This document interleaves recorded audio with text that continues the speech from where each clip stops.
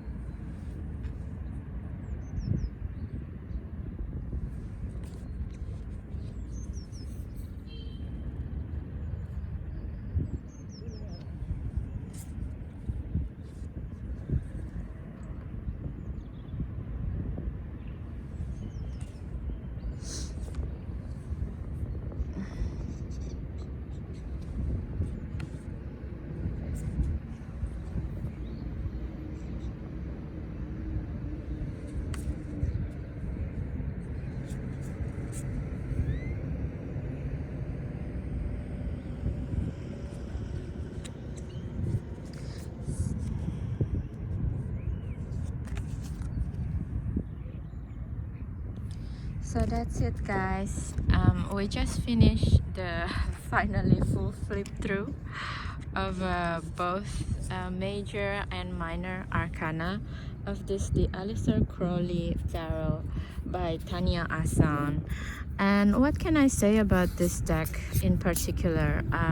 Actually, it's quite nice because the original Thoth Tarot, I feel it's like sometimes there's many lines in the card, and because the minor arcana is very peepish, it's still peepish in here as well, so it means that we need to learn all the cartomancy and numerology as well with this deck.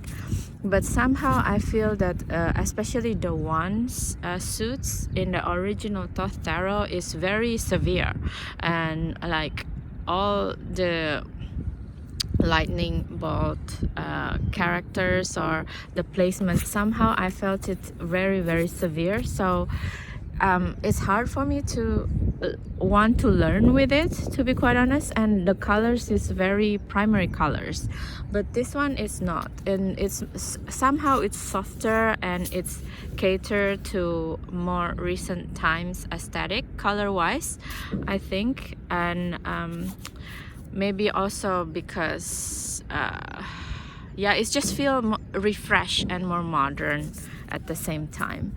And for the major also, I think the coloration is also more modern, but somehow for the majors I prefer the old original Thoth Tarot. It feels more majestic in a way, and it's kind of like evoking you to keep watching it and to keep going inside the picture, you know. So Frida Harris for me doing a very well job, in a better job. I mean, I don't want to really compare one to one, but I think the original Thoth Tarot for the major arcana is it feels more hypnotic and kind of draws you in, you know. And this one, it feels more I don't feel it is very Thoth, to be quite honest. It feels a little bit of a Raider White Smithy in my opinion. I mean, it's my opinion, so I could be might as well wrong, right? But look at this chariot, it's so cool, chariot, because it's a real chariot that taking a break a little bit with his cups, but at the same time he's in this suit, you know. It's a lot of story with this chariot. I like it, but it doesn't really feel very Thothy, you know. It feels outside of the keyword, of course. The keyword is very Thoth deck, yeah. And one thing that I notice is when I pull up the Hermit card, that's when the dogs start barking in my background, and in the end they start to coming into my vicinity of shooting, and in the end two of the dogs is kind of like destroy my shoot. So I think this Hermit card with the Cerberus dog is quite powerful card in itself. It has a certain energy into it because it's really calling the dogs. I don't know what to say. And also the fortune, I like this depiction as well because it's just like a reminder if we're holding too tight of certain notion of fortune, or if I have then I can be successful, that kind of idea, and you're in for the ride, it feels like, you know. So yeah. And the last, I prefer the original last card from Frida Harris because again it's more enigmatic, it's more powerful, it's create this raw sexual energy. It's sexy, it's big, you know, but at the same time it's demure as well. Whereas this one, I feel it's like, first of all, the flame is blue. I have to check again with the original Thoth Tarot, the last of the color of the fire, but I'm pretty sure it's not blue. It's more it looks like a blood color in that one. So to see this as blue, maybe also a sign of the age of Aquarius or whatever it is. It's the flame, the blue flame is the truth flame, you know, and the flame of manifestation as well. So it's a little bit different. It's not the lust here. It feels like very modern time lust. It's not just carnal desire anymore. There's higher desire to really understand why are we come here for, that kind of feeling, you know. Whereas the Aleister Crowley lust, Frida Harris created that card. It's more like about really carnal desire. That's how I feel, and I can feel the rawness on that one. So yeah, it's very interesting. I should have bring the original Thoth Tarot, I guess. So I'm kind of shaken up, guys, by the dog attack right now, and I think I'm just gonna finish my hot takes here. The last thing that I want to talk about is also the cardstock. The cardstock in here is very, very thin. So, but I think it's good for refill shuffle. But if I were you and purchase this deck, I would not expect this deck to last that long because how thin the cardstock is. But then again, it's very suitable for working deck, I think. And if you want to learn Thoth Tarot from a more modern perspective and not too intimidated by the original one, because I saw the original one and I've been wanting to work with it for a while, but it's so intimidating, the images, and to see like so many hypnotic images in one go, it's just too much for me. So yeah, I think this version is much softer to go into it, and then you can start to compare image by image with the original one and start to pulling out the symbolism, because I feel that all the Thoth Tarot that created so far, including the original one, is very packed with symbolism. Like every single inch is so rich, so sometimes it can be super overwhelming, you know. And also the Eon, I love the original Eon card. It's really, and also like with the Thoth Tarot, I think it's not really easy to trump the original one because it's just so rich inside the symbolism.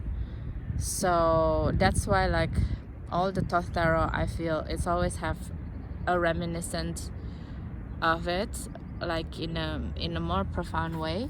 Whereas the Rider-Waite-Smith clones, I feel like a lot of it is more playful, it's more free, you know. So I think that's the big difference between Rider-Waite-Smith clone and Thoth Tarot clones. So that's it, guys. I'm going off to coffee now. I'm a little bit shaken up still, so please do enjoy your day and night anytime you watch this video, and I hope you get to see a little bit of the London skyline in your background whenever I don't have the card in my hand to put in front of this camera. Okay, so have a good, again, thank you so much for your energy always. I really appreciate your subscription, your comments, your suggestion of what kind of videos I should make the next time. And I'm Lovejoy. I still not forgetting what you want to see with my Untamed Elemental deck. It's coming. I want to do it justice for you, okay? So again, guys, thank you so much for your time. Have a good day and night when you watch this video, and see you in the next one. Bye bye.